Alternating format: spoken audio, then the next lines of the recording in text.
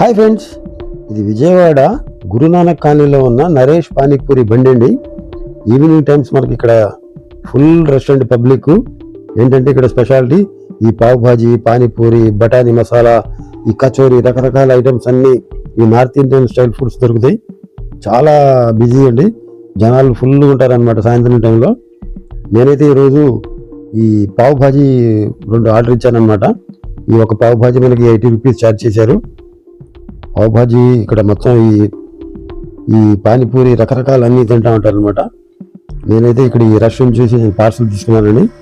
ఇప్పుడు చూడండి, ఇది పావ్ భాజీ అనమాట. టేస్ట్ అయితే పావ్ భాజీ సూపర్ అండి, చాలా బాగుంది.